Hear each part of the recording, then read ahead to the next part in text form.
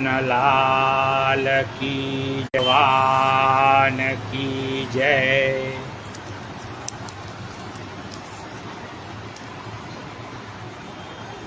मंगलाचरण। करारविंदे न पदारविंदे न मुखारविंदे न विनिवेशयन्तं तस्य पत्रस्य पूते शयानं बालमुकुन्दं मनसा स्मरामि। श्रीकृष्ण गोविंद हरे मुरारे हे नाथ नारायण वासुदेव। जिह्वे पिबस्वामृतमेतदेव गोविन्द दामोदर माधवेति। पित्रे तु कामा किल गोपकन्या मुरारिपादार्पितचित्तवृत्ति। दद्यादिकं मोहवसादवोचत् गोविन्द दामोदर माधवेति। गृहे गृहे गोपवधूकदम्बा सर्वे मिलित्वा समवाप्य योगं पुण्यानि नामानि पठन्ति नित्यं गोविन्द दामोदर माधवेति। सुखं शयाना निलये निजेपि नामानि विष्णो प्रवदन्ति मर्त्या। ते निश्चितं तन्मयतां व्रजन्ति गोविन्द दामोदर माधवेति। जिह्वे सदैवं भज सुन्दराणि नामानि कृष्णस्य मनोहराणि। समस्तभक्तादिविनाशनानि गोविन्द दामोदर माधवेति।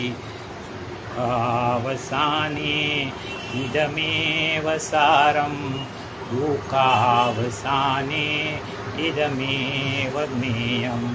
देहावसाने इदमेव जाप्यं गोविन्द दामोदर माधवेति। श्रीकृष्ण राधा वर गोकुलेश गोपाल गोवर्धननाथ विष्णु। जिह्वे पिबस्वामृतमेतदेव गोविन्द दामोदर माधवेति। गोविन्द दामोदर माधवेति। गोविन्द दामोदर माधवेति। गईकाले આપણે પૂતના મોક્ષની કથા જોઈ। પૂતના એટલે અવિદ્યા, જે પવિત્ર નથી ને તે પૂતના, એને પહેલાં ખતમ કરવી પડે। આંતરિક અવિદ્યા આસુરી વૃત્તિ દૂર થાય ને તો જ બહારના અસુરોને મારી શકાય। બાલકૃષ્ણ અનેક રાક્ષસોને મારવાના છે, તેની શરૂઆત આ અવિદ્યારૂપી પૂતનાને મારીને કરે છે। આપણે અહીં સુધી જોયું। હવે આગળ મથુરામાં ગયેલા નંદ બાવા વસુદેવને મળવા ગયા। વસુદેવે નંદને કહ્યું કે તમે અહીં મથુરામાં છો અને ત્યાં ગોકુલમાં ઉત્પાત શરૂ થઈ ગયો છે, તમે જલ્દી ગોકુલ પહોંચી જાઓ, ત્યાં કાંઈક સંકટ આવવાનું હોય ને એવો મને ડર છે। નંદ બાવા જાણે છે કે વસુદેવની વાણી ક્યારેય ખોટી હોય જ નહીં। જે માણસ હંમેશા સત્ય બોલતો હોય ને એની વાણી કદાપી મિથ્યા જાય નહીં। વસુદેવે કહ્યું છે એટલે જરૂર કંઈક ઉત્પાત થશે। હવે મારે મથુરા રોકાવું જોઈએ નહીં, તરત મારે ગોકુળ ભેગા થઈ જવું જોઈએ। નંદજી મોટા શહેરમાં આવ્યા હતા, કાના માટે ઘણા બધા રમકડા લીધા છે। ઉપનંદે કહ્યું કે બાવા આટલા બધા રમકડા? નંદ બોલ્યા કે મારો કનૈયો રમે અને બીજા છોકરા જોયા કરે, એ બરાબર નહીં। આખા વ્રજમંડળમાં કનૈયા જેટલા બધા છોકરાઓને રમકડા મોકલી આપો. કેવી સરસ ભાવના. સુખ પણ વહેંચીને ભોગવે. ઈશાવાસ્ય ઉપનિષદનો મંત્ર છે કે વિશ્વમાં આવેલી સજીવ યા નિર્જીવ દરેક વસ્તુ એ ઈશ્વરની માલિકીની છે, તેનાથી નિયંત્રિત છે. તેથી દરેકે પોતાની જરૂરિયાત જેટલી જ વસ્તુ લેવી જોઈએ જે તેના ભાગ તરીકે જુદી ફાળવવામાં આવી હોય. એ સિવાય બીજી કોઈ વસ્તુઓ લેવી ન જોઈએ. બીજો એક સરળ સિદ્ધાંત છે કે ભૂખ લાગે ને એ પ્રકૃતિ છે, એકલા ખાવું એ વિકૃતિ છે, અને વહેંચીને ખાવું ને એ સંસ્કૃતિ છે. આપણા વેદો ગર્જના કરીને કહે છે, સર્વે ભવન્તુ સુખિનઃ, સર્વે સંતુ નિરામયા, સર્વે ભદ્રાણિ પશ્યન્તુ મા કશ્ચિદ દુઃખભાગ ભવેત. સર્વ સુખી થાઓ, સર્વ નિરોગી થાઓ, સર્વ સુખને પામો, કોઈને દુઃખ પ્રાપ્ત ન થાઓ. બીજો જાણીતો વેદ મંત્ર છે, દૌ શાંતિ શાંતિરંતરિક્ષ ઓમ શાંતિ, પૃથ્વી શાંતિરાપ શાંતિરોષધય શાંતિ, વવનસ્પત્ય શાંતિ વિશ્વસ્વે દેવા શાંતિ બ્રહ્મ શાંતિ, સર્વ ઓમ શાંતિ શાંતિરેવ શાંતિ, સામા શાંતિરેધિ. ઋષિ ઉપર ભગવાન પ્રસન્ન થયા, ખુશ થયા. ભગવાને પૂછ્યું કે તમને શાંતિ આપું? ઋષિઓ છે ને બીજાને શાંતિ આપનાર છે. ઋષિએ કહ્યું કે મને શાંતિ નથી જોઈતી, હું કહું ને ત્યાં તમે શાંતિ આપો. દૌ શાંતિ, સ્વર્ગને, અંતરિક્ષ શાંતિ, અવકાશને, વનસ્પત્યસ્ય શાંતિ, વનસ્પતિને, આપ શાંતિ, જળને, જળચરોને, સામા શાંતિ, ચારેય બાજુ શાંતિ હોય ને એવું ઋષિ ઈચ્છે છે. ઋષિની સમજ એવી છે કે આમ ચારેય બાજુ શાંતિ હોય ને તો મનને શાંતિ મળી જશે. જો બધે અશાંતિ હોય ને તો મને શાંતિ નહીં મળે. આ આપણા વેદ ઉપનિષદોનો સાર છે. એકલા ખાવું ને વિકૃતિ છે. માત્ર પોતાના જ માટે ઈશ્વરની માલિકીના પદાર્થોનો ઉપયોગ કરનાર ગીતાની ભાષામાં ચોર છે. એટલે નંદ બાવાએ કહ્યું કે મારો કનૈયો એકલો રમે ને એ બરાબર નહીં, બધા છોકરા ભલે રમે. નંદ બાવા ગોકુળમાં બેસી, ગાડામાં બેસી અને ગોકુળ આવવા નીકળ્યા છે. બાવાને થયું કે સંકટ આવ્યા પછી પ્રભુની શરણમાં જવું એના કરતાં સંકટ આવતા પહેલાં જ પ્રભુની શરણમાં ચાલ્યો જાઉં ને તો આવનારી વિપત્તિ અટકી જાય. શરણાગતિનો પવન એ વિપત્તિના વાદળોને વિખેરી નાખે છે. એટલે નંદ બાવા ગાડામાં બેઠા છે અને ગાડામાં બેઠા બેઠા મનોમન પ્રભુની શરણાગતિ લીધી છે. શ્રી કૃષ્ણ શરણમ મમ, શ્રી કૃષ્ણ શરણમ મમ, શ્રી કૃષ્ણ શરણમ મમ, શ્રી કૃષ્ણ શરણમ મમ. કદંબ કેરી ડાળો બોલે શ્રી કૃષ્ણ શરણમ મમ, યમુના કેરી પાળો બોલે શ્રી કૃષ્ણ શરણમ મમ.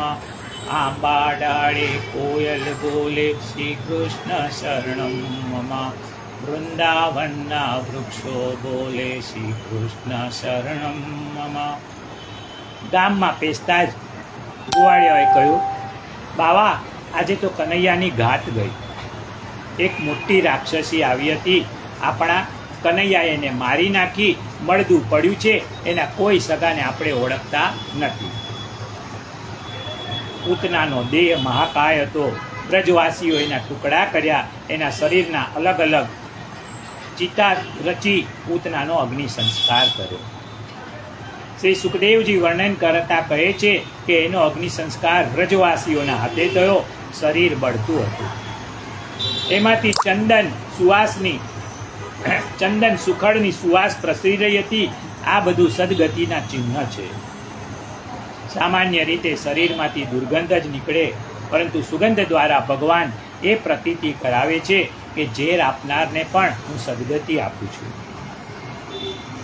ઠાકોરજીના સ્પર્શથી એનો દેહ દિવ્ય બન્યો છે. તેથી એના શરીરમાંથી સુખડની સુગંધ આવે છે. લોખંડ ત્યાં સુધી જ છે જ્યાં સુધી એને પારસમણીનો સ્પર્શ ન થાય. પારસમણીના સ્પર્શથી લોખંડ પણ સુવર્ણ બની જાય છે. સુખદેવજીએ પૂતનાની કથાની ફળશ્રુતિ બતાવતા કહ્યું છે કે હે પરીક્ષિત, જે કોઈ આ પૂતના મોક્ષની કથા સાંભળશે એને ભગવદ પ્રેમની પ્રાપ્તિ થશે. જે ભગવાન ઝેર આપનારને પણ મોક્ષ આપે છે ને, એની સાથે પ્રેમ કરવાની કોની ઈચ્છા ન થાય. સુખદેવજીએ અહીં સાંભળશે એને લાભ થશે એમ લખ્યું છે, મતલબ બોલનારને કંઈ નહીં. જૂના જમાનાની કહેવત પણ છે ને, રાંધનારના નસીબમાં તો ધુમાડો. આ કહેવત જેણે પણ પ્રચલિત કરી છે ને, એણે બરાબર નથી કરી.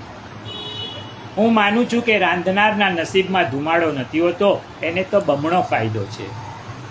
રસોઈ બનાવતા બનાવતા ચાખવાને બાને 50% તો પેટ ભરી જ નાખે અને પાછા પંગતમાં બેસીને બધાની સાથે જાપતે ને, એ તો જુદું.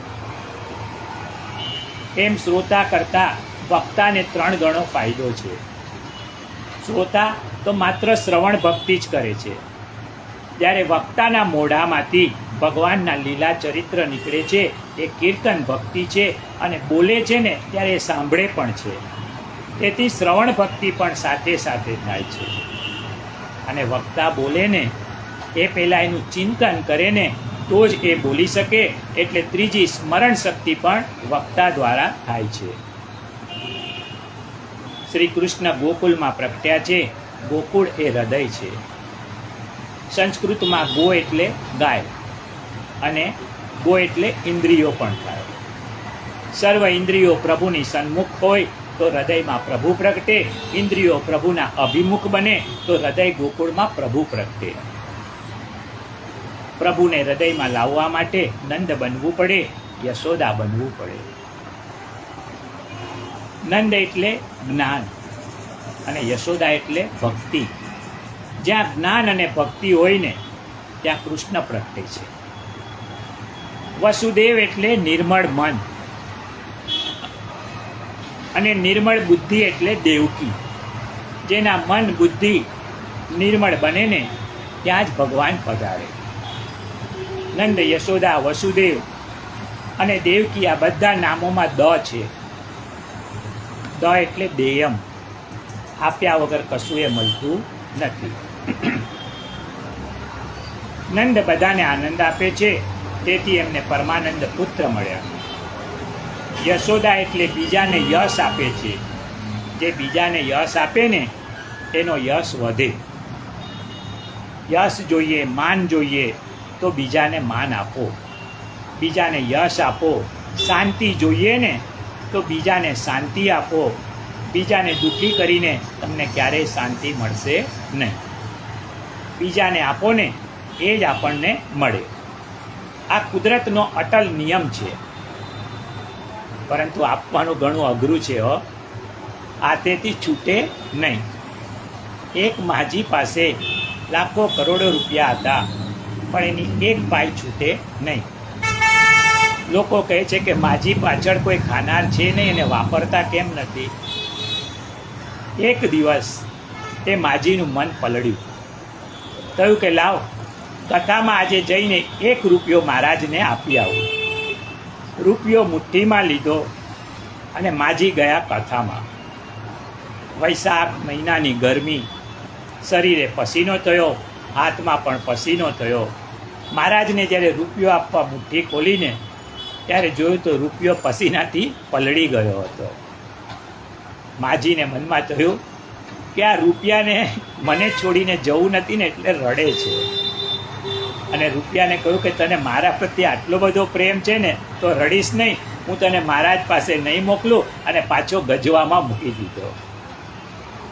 પરીક્ષિત રાજાએ પૂતના મોક્ષ લીલાનું વર્ણન સાંભળી સુખદેવજીને કહ્યું કે હે ગુરુદેવ, ભગવાનના લીલા ચરિત્રો મને ખૂબ પ્રિય લાગે છે. આપ આગળ ભગવાનના બીજા લીલા ચરિત્રોની કથા તમે મને આગળ સંભળાવો. પરીક્ષિત રાજા કહે છે કે હે ગુરુદેવ, ભગવાનની કથા શ્રવણથી 5 ફળની પ્રાપ્તિ થાય છે. જે લોકોને ભગવાનની કથામાં રુચિ ન હોય ને એવા લોકો પણ જો કથા સાંભળે ને તો એમની અરુચિ દૂર થાય છે. એમને ભગવાનની કથામાં રસ જાગે છે. બીજું, ભગવાનની કથા સાંભળવાથી લૌકિક તૃષ્ણાઓની નિવૃત્તિ થાય છે અને ભગવત પ્રાપ્તિની તૃષ્ણા જાગે છે. ત્રીજું, કથા સાંભળનારનું અંતઃકરણ નિર્મળ થાય છે. મનમાંથી તૃષ્ણા, કામના નીકળી જાય ને તો અંતઃકરણ નિર્મળ બને છે. મમ ગુણ ગાવત પુલક શરીરા ગદગદ ગીરા નયન બહનીરા. તુલસીદાસજી કહે છે કે ભગવાનના ગુણ ગાતા તેના શરીરમાં રોમાંચ અનુભવાય, વાણી ગદગદ બને અને આંખમાંથી જ્યારે હર્ષના આંસુ આવે ને ત્યારે જાણવું કે અંતઃકરણ શુદ્ધ નિર્મલ બન્યું છે. ચોથું, કથા સાંભળવાથી ભગવાનના પ્રતિ પ્રેમ જાગે. ભક્તિ પ્રગટે ત્યારે દુનિયામાં કોઈ પદાર્થ તમને વાલા ન લાગે. ત્યારે સાચે જાણવું કે તમારી સાચી ભક્તિ પ્રગટી છે. તુલસીદાસજીએ રામાયણમાં લખ્યું છે કે હે રામ, તમે મને એવા વાલા લાગો કે જેવી રીતે કામી માણસને સ્ત્રી વાલી લાગે. કામી હી નારી પિયારી જીમી. ત્યારે શ્રી રામે કહ્યું કે તુલસીદાસજી, આ ઉપમા છે ને બરાબર નથી. કારણ કે કામી માણસને હંમેશા નારી વાલી લાગતી નથી. ક્યારેક તો એ અડખામણી બને જ છે. કામીનો પ્રેમ કદાપી શાશ્વત ન હોઈ શકે. ત્યારે તુલસીદાસજીએ બીજી ઉપમા આપતા કહ્યું, લોભી હી પ્રિય જીમી દામ. કહે છે કે આ ઉપમા બરાબર છે. શું કહે છે? લોભી માણસને પૈસાનું આકર્ષણ ક્યારેય ઓછું થતું જ નથી. 5 ડિગ્રી તાવ હોય ને પણ પૈસાનું નામ સાંભળે ને તો બેઠો થઈ જાય. લોભી માણસો મરતી વખત સુધી ચાવીનો જુડો છે ને પોતાના ઓશિકાની નીચે જ રાખતા હોય છે. એટલે તુલસીદાસજી કહે છે કે હે પ્રભુ, તમે મને એટલા વાલા લાગો કે જેમ લોભીને પૈસો વાલો લાગે. અને કથા સાંભળવાનો 5મો ફાયદો, કથા શ્રવણ કરવાથી ભગવદીઓનો સંગ કરવાનું મન થાય છે. જે ભગવદીઓનો સંગ કરે છે ને એ ભવસાગરમાં કદીએ પડતા નથી. શ્રી મહાપ્રભુજી કહે છે કે જે તાદસી ભગવદીઓ છે ને એનો તમે સંગ કરો. આ તાદસી ભગવદીઓ કોણ છે? જેમના જીવનમાં પ્રેમ, આસક્તિ, વ્યસન આ બધી અવસ્થા સિદ્ધ થઈ ગઈ છે.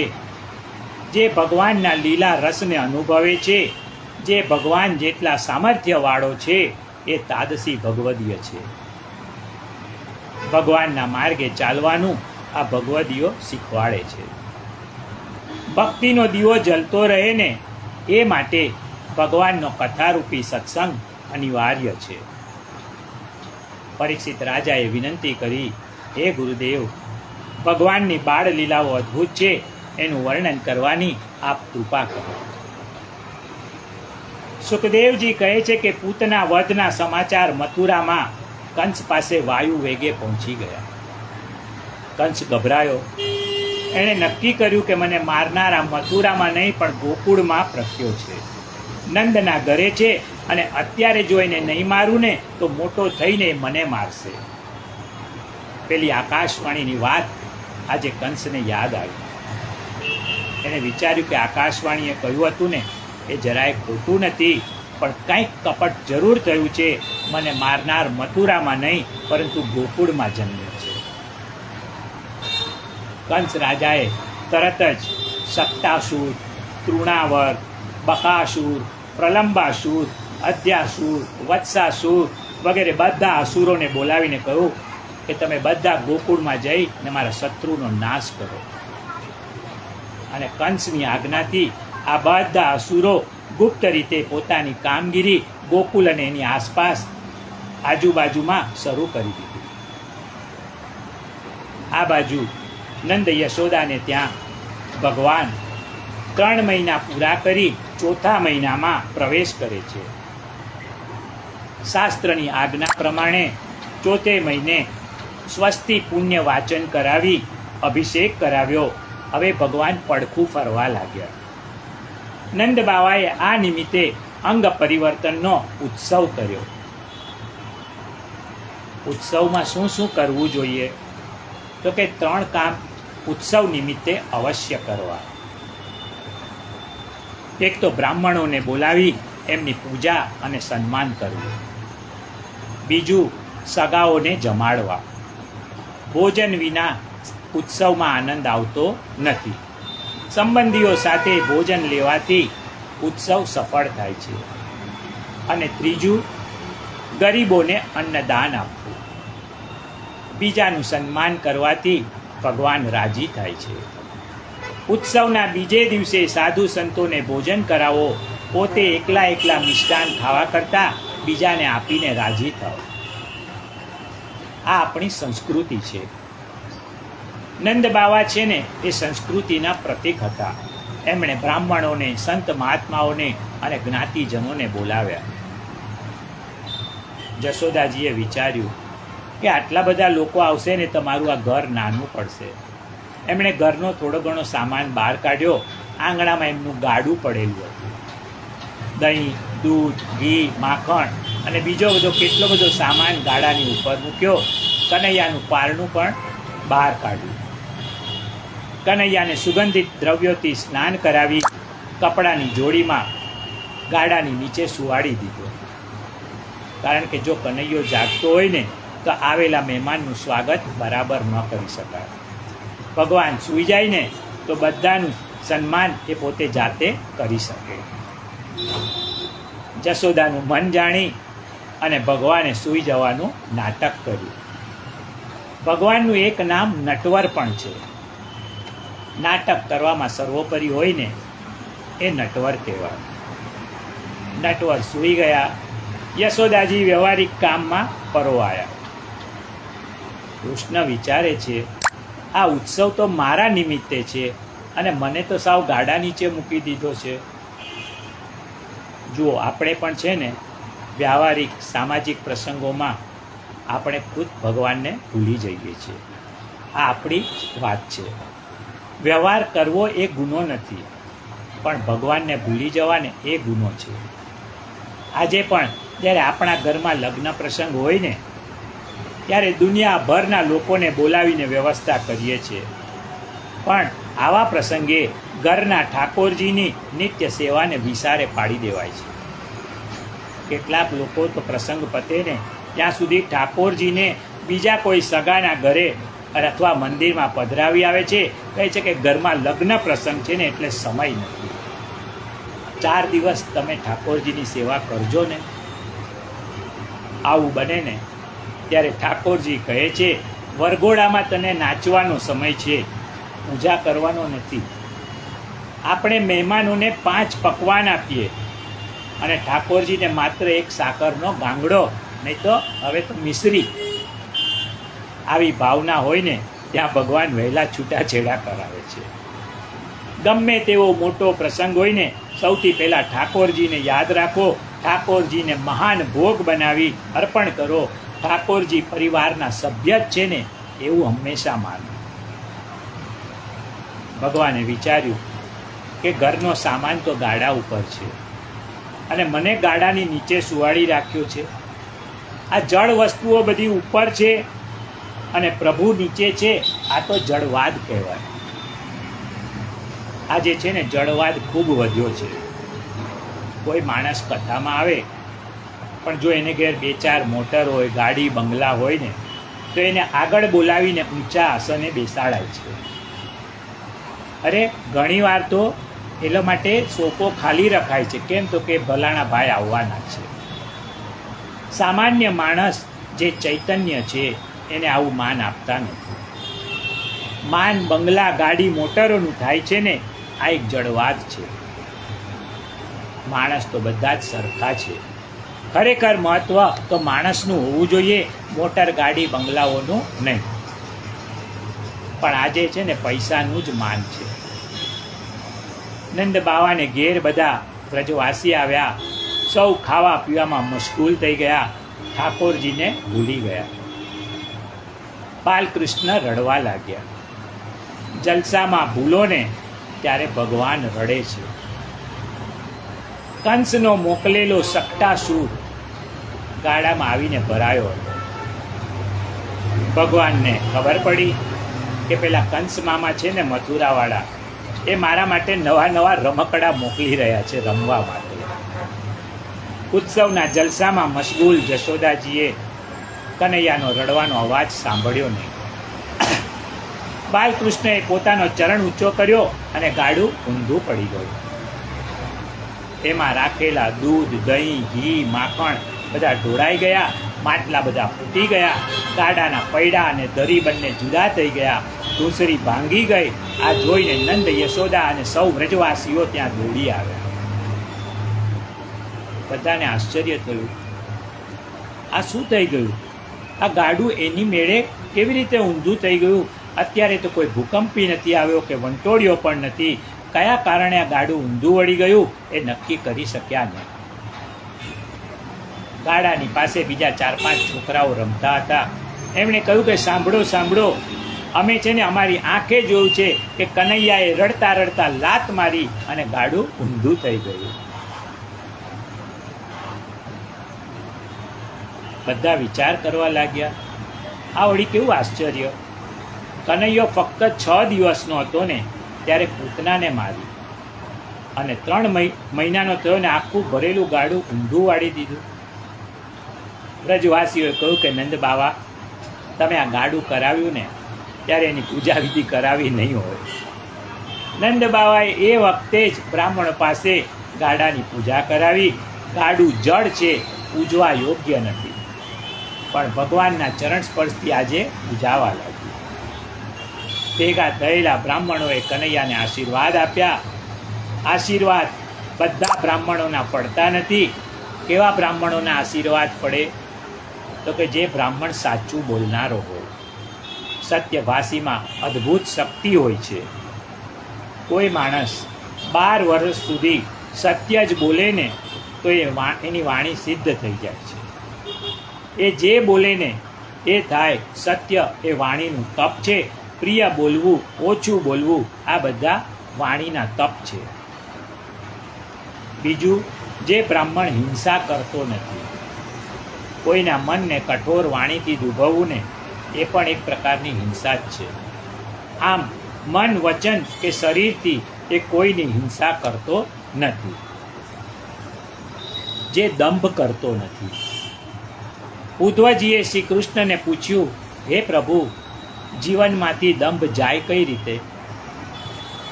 ભગવાને કહ્યું કે જેના જીવનમાં દંભ મરી ગયો છે ને એવા લોકોના સંગમાં રહેવાથી દંભ જતો રહેશે.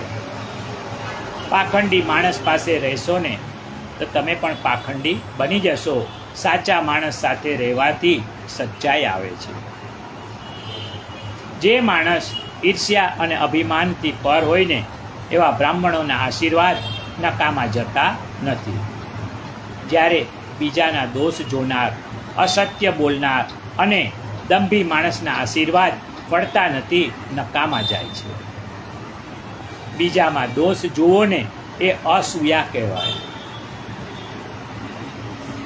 એક ભાઈ ગીતાજીનો પ્રચાર કરતા હતા. સારું કાર્ય છે ગીતાજીનો પ્રચાર કરવો એ, છતાં પણ દોષ જોનાર એક ભાઈ એના વિશે કહે છે, નીકળી પડ્યો છે, ઘરમાં કોઈની સાથે મેળ નથી ને એટલે. કોઈ ધર્માદામાં પણ ઉદારાતે ફાળો આપે ને તો દોષ જોનાર કહે છે, અરે એને તો 2 નંબરની કમાણી છે, આપે એમાં શું નવાય. આમ ગુણમાં પણ દોષ જોઈએ ને એવી પ્રકૃતિ છે લોકોની. સારામાં ખોટું શોધે ને એવા માણસોના આશીર્વાદ ફળતા નથી. સૌરાષ્ટ્રના શ્રી પ્રભાશંકર પટણી હતા. ખૂબ ઊંચી પ્રતિભા, એક વિચક્ષણ પુરુષ હતા. એક રાજાના દિવાન હતા. એમને મહાત્મા ગાંધી મળવા આવવાના હતા. પટણી સાહેબના છોકરાઓએ એમને કહ્યું કે બાપુજી, ગાંધીજી જેવી મહાન વ્યક્તિ આપણા ઘરે આવે છે. આપણા ઘરમાં સારું ફર્નિચર કે રાચ રચેલું પણ નથી. આપણે કોઈના ઘરેથી સોફા સેટ, ગાલીચો, ચાંદીના વાસણો લાવી ઘરને સુંદર રીતે સજાવીએ અને એમનું યથોચિત સુંદર સ્વાગત કરીએ. પટણી સાહેબે કહ્યું કે મહાત્મા ગાંધી મને મળવા આવે છે, મારા વૈભવને જોવા નથી આવતા. આપણી પાસે જે ન હોય ને એ બીજાનું લાવીને બતાવીએ ને એક દંભ છે, પાખંડ છે. આવો દેખાડો કરવાની કોઈ જરૂર નથી. ઈર્ષ્યાવાળાનું અંતર બીજાની ઉન્નતિ જોઈને બળ્યા કરે છે. ઈર્ષાળુ કેવો હોવો જોઈએ એનું એક દ્રષ્ટાંત જોઈએ. એક માણસ પર ભગવાન પ્રસન્ન થયા. ભગવાને કહ્યું કે તું માગે ને એ તને આપું, પણ એક શરત છે કે તું જે માગીશ ને એનાથી બમણું તારા પાડોશીને મળશે. આ ભાઈને તો ઈર્ષ્યાની ઝાડ લાગી ગઈ. આ ભાઈએ માગ્યું કે એક કૂવો આપો. પાડોશીને ત્યાં 2 કૂવા થયા. ભગવાનનું વચન સાચું છે એ જાણી લીધા પછી કેવો આ ઈર્ષાળુ માણસ, એણે શું માગ્યું કે મારી એક આંખ ફૂટી જાય. પાડોશીની 2 આંખ ફૂટી ગઈ. કેટલી બધી ઈર્ષ્યા!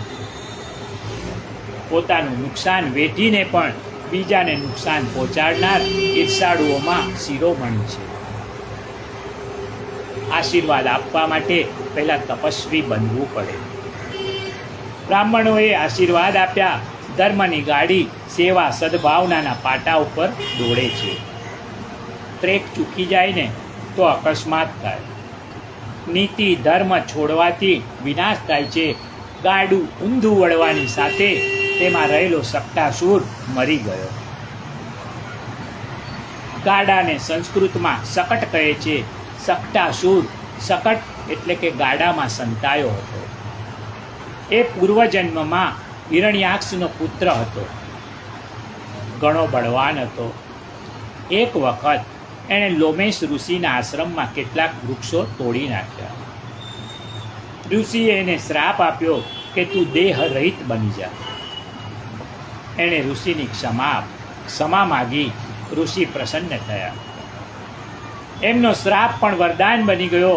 ઋષિએ કહ્યું કે વૈવસ્વત મન્વંતરમાં શ્રી કૃષ્ણના ચરણ સ્પર્શથી તારી મુક્તિ થશે.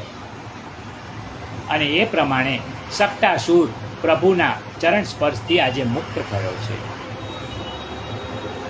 સુખદેવજી કહે છે કે હે રાજન, બાલકૃષ્ણને એકવાર આકાશમાં ફરવાની ઈચ્છા થઈ. મોસાળ તો સદ્ધર હતું. મામા પરાક્રમી હતા. કંસના મોકલેલા કેટલાક મામાઓ ગોકુળ ફરતે ભરડો નાખીને પડ્યા હતા. તેમાંનો એક મામો તૃણાવત કૃષ્ણની ખબર લેવા આવ્યો. શ્રી કૃષ્ણ જશોદાજીના ખોળામાં સૂતેલા હતા. સૂતેલા ભગવાને વિચાર્યું કે આ મામો આવી રહ્યો છે અને જો માતાના ખોળામાંથી નીચે નહીં ઉતરું ને તો મારા કારણે મારી માને કષ્ટ થશે. મારે દુઃખી થવું પડે ને તો કોઈ વાંધો નથી, પણ માને દુઃખ થવું ન જોઈએ. જગદગુરુ શ્રી કૃષ્ણનો સંદેશ છે કે બાળકોના કારણે મા બાપ દુઃખી થવા ન જોઈએ. એક મહાપુરુષના 5 સૂત્રો છે. પૈસો જાય ને તો જવા દેજો. પૈસા માટે સંબંધ બગાડશો નહીં. બીજું, આરોગ્ય ખાતર જો ભોજન છોડવું પડે તો છોડી દેજો, પણ ભોજનના કારણે આરોગ્ય બગાડશો નહીં. ત્રીજું, ભણવા ખાતર રમવાનું છોડવું પડે તો છોડી દેજો, પણ રમવા ખાતર ભણવાનું છોડતા નહીં. દરેક વિદ્યાર્થીએ આ સૂત્ર અપનાવવા જેવું છે. આત્મા કે પરમાત્મા ખાતર વિષયોનું સુખ છોડવું પડે ને તો છોડી દેજો, પણ વિષયો ખાતર આત્મા કે પરમાત્મા છૂટી ન જાય ને એનું ધ્યાન રાખવું. મા બાપને ખુશ કરવા જતાં અગર જો ઘરવાળી પત્ની નારાજ થાય ને તો થવા દેજો, પણ ક્યાંક ઘરવાળીને ખુશ કરવા જતાં મા બાપને દુઃખ ન પહોંચે ને એનું ખાસ ધ્યાન રાખજો. માં નીચે મૂકી દે ને એટલે આજે ભગવાને યુક્તિ કરી ભગવાને પોતાના શરીરનું વજન વધાર્યું. ભગવાનનું એક નામ શ્રી કૃષ્ણ યોગેશ્વર છે. એમની પાસે અનેક સિદ્ધિઓ છે. વજન વધારવાની સિદ્ધિનું નામ છે અણિમા. હનુમાનજી જ્યારે લંકામાં ગયા ને ત્યારે નાનકડા મચ્છરનું રૂપ લઈને ગયા હતા. આ છે ને અણિમા સિદ્ધિ છે. અને એક સિદ્ધિ છે મહિમા. આ સિદ્ધિથી શરીર મોટું થાય છે. જેમ બલિરાજાને ત્યાં વામન ભગવાન વિરાટ થયા, અર્જુનને વિશ્વરૂપનું દર્શન કરાવ્યું. આ મહિમા સિદ્ધિ છે. એક સિદ્ધિ છે લઘિમા. આ સિદ્ધિથી શરીર એકદમ હલકું ફૂલ થઈ જાય છે. આ સિદ્ધિ કલયુગમાં કોણે બતાવી? તો કે ડાકોરના શ્રી રણછોડરાયજીએ. બોડાણા નામનો એક ભક્ત દર પૂનમે હાથમાં તુલસીનો છોડ લઈ ડાકોરથી દ્વારિકા જાય અને રણછોડરાયજીના ચરણોમાં તુલસીજી અર્પણ કરે. આખી જિંદગી આ ક્રમ ચાલુ રાખ્યો. ગરડો થયો ત્યારે બોડાણાએ રણછોડરાયજીને કહ્યું, પ્રભુ, મારી આ છેલ્લી પૂનમ છે, હવે હું દ્વારિકા નહીં આવું. ડાકોરથી દ્વારિકા ચાલતા જવાનું કેટલું બધું દૂર. ત્યારે રણછોડરાયજી કહે છે કે બોડાણા, તું મારા ખાતર એક પૂનમ ભરી જા, એક પૂનમ હજી આવજે. મારી ઈચ્છા તારી સાથે ડાકોર આવવાની છે.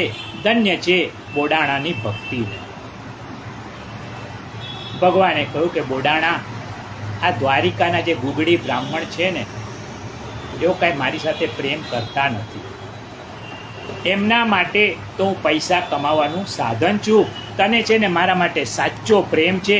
હવે આવે ને ત્યારે તું ગાડું લઈને આવજે, હું તારી સાથે આવીશ. બોડાણો ગાડું લઈને દ્વારિકા ગયો. દ્વારિકાધીશજી પોતે બોડાણાના ગાડામાં બિરાજ્યા છે. વૃદ્ધ બોડાણો ઊંઘી ગયો ત્યારે જેમ કુરુક્ષેત્રના મેદાનમાં અર્જુનનો રથ ચલાવ્યો ને, એમ દ્વારિકાધીશે બોડાણાનું ગાડું ચલાવ્યું.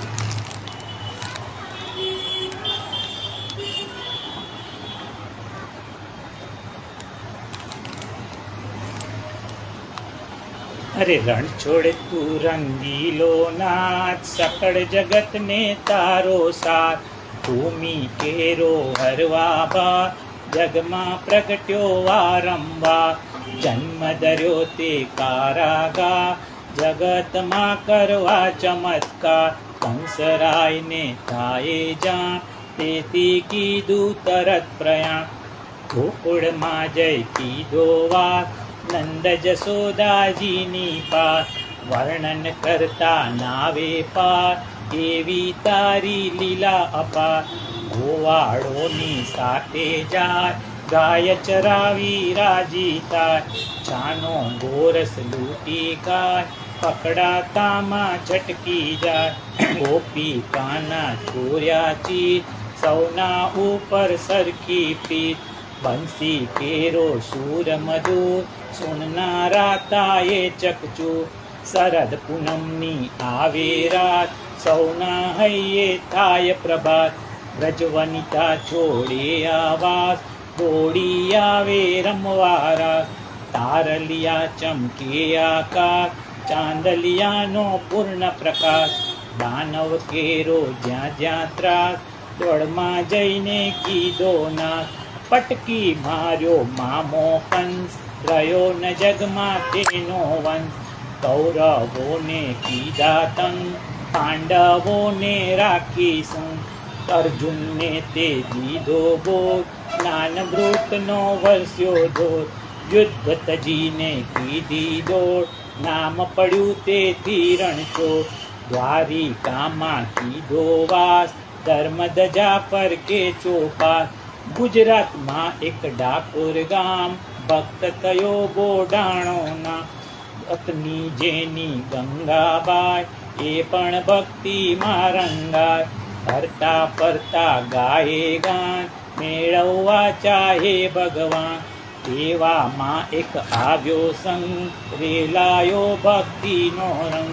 યાત્રાળુ દ્વારિકા જાય, ઓડાણો તેમાં જોડાય. ગોમતીજીમાં કીધું સ્નાન, ભાવે નિરખ્યા શ્રી ભગવાન. 6 માસે હું આવીશ ધામ, ટેક લીધી એવી નિષ્કામ. તુલસી વાવી કાયમ જાય, પ્રભુને અર્પી રાજી થાય. સહન કરે એ કષ્ટ અમાપ, ભલે પડે ઠંડી કે તાપ. વૃદ્ધ થયો પણ હૈયે હામ, અવિચળ શ્રદ્ધા આઠો ધામ. 70 વર્ષ વીત્યા છે એ, ત્યારે પૂરણ થઈ છે ને. ઓડાણો જીત્યો છે દાવ, પ્રભુના હૈયે પ્રગટ્યો ભાવ. હવે લાવજે ભાડું સાથ, બોલ્યો વિશ્વ સકળનો નાથ. ખડખડતી લીધી છે વેદ, વૃદ્ધ થયેલા જોડ્યા બેટ. ગંગાબાઈએ દીધી વિદાય, ઓડાણો હરખાતો જાય. ઓડાણાને રાતો રાત, મૂક્યો દ્વારિકાની પાર. દર્શન કરતા કહે નાથ, ગાડું હું લાવ્યો છું સા. ઉગડીઓ મનમાં વહેમાન, ભક્ત પ્રભુને ના લઈ જાય. માર્યા તાળા મજબૂત દ્વાર, રાત પડીને વાગ્યા 12. વાલો નીકળી નાઠો બાર, વહેલ તરત કીધી તૈયાર. ગાડું હાકે જગદાદા, કહો પછી શું લાગે વા. ઉમરેટ પકડી લીમડા ડાળ, મીઠી થઈ ગઈ તે તટકા. વાણું વાયુ વીતી રાત, ઠાકોર માએ થયું પ્રભાત. ગંગાબાઈએ નિરખ્યો નાથ, પૂર ઉમળકે જોડ્યા હાથ. દ્વારિકાની રાજાની સાથ, ઉગડી લેવા આવ્યા નાથ. ભગત સામે લેવા જા, માર્યો બાલો મૃત્યુ તા.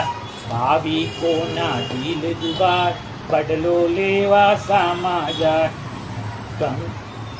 ગંગાબાઈએ ધીરજ ધરી, વાલમજીએ વિપત હરી.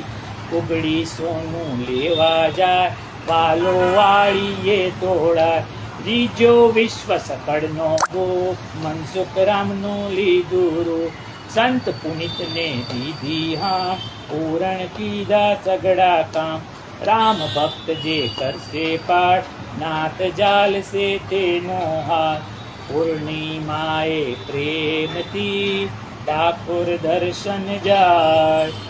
રામ ભક્ત એ પુનિત કરે, કારજ સઘળા થાય. બોલો શ્રી રણછોડ રાયની જય.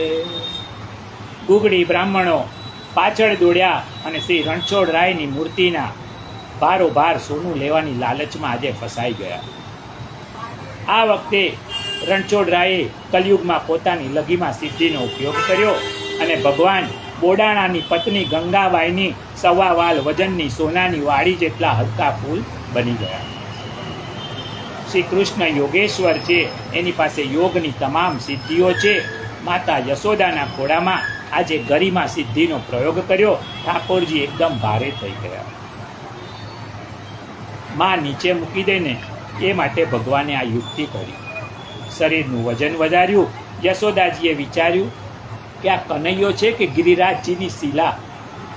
વજન સહન ન થયું, કનૈયાને નીચે પધરાવ્યા અને રસોડાની તરફ ગયા. એટલામાં તો પેલો તૃણાવર અસુર આવ્યો. જોરથી પવન ફૂંકાયો, વૃક્ષો બધા પડવા લાગ્યા, યમુનાજીના તરંગો ઉછળવા લાગ્યા. તૃણાવર તો શ્રી કૃષ્ણને ઉપર લઈ ગયો. આકાશમાં દેવતાઓ બધા જોઈ રહ્યા છે. તૃણાવર્તે કૃષ્ણને કહ્યું કે હું તને કંસ મામા પાસે મથુરા લઈ જાઉં છું. કૃષ્ણએ કહ્યું કે મામા, તમારામાં અક્કલ છે કે નહીં? મને પકડનારની ઉધ્વ ગતિ થાય, અવગતિ થાય નહીં. તમને નીચે મથુરામાં અવગતિ માટે નહીં લઈ જવા દઉં. હવે તો તમારી ગતિ થશે અને વૈકુંઠ ભેગા કરી દઉં છું તમને. ભગવાને જોયું ને તો તૃણાવર્તની માયાથી ગોકુલ સહિત વ્રજભૂમિના કેટલાય ગામોના મકાનના છાપરા ઉડી ગયા. વૃક્ષોનો કચ્ચર ઘાણ નીકળી ગયો. ભગવાને પોતાના શ્રીઅંગનું વજન ખૂબ વધાર્યું. હવે તૃણાવર્ત ગભરાયો. ભગવાને કહ્યું, મામા, તમારો અંતકાળ આવી ગયો છે. આમ કહીને તૃણાવર્તને એક મોટા પથ્થર ઉપર પછાડ્યો.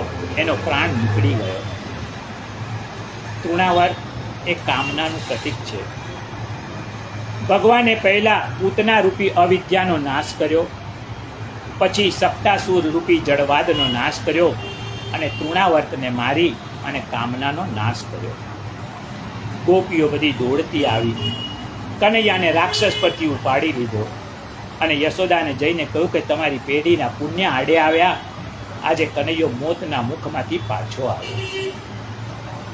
તૃણાવર્ત છે ને એ રજોગુણ છે. રજોગુણ ચંચળ હોય છે, તમોગુણ આળસુ હોય છે. રજોગુણમાં કામ, ક્રોધ, લોભ ચલિત કરે છે.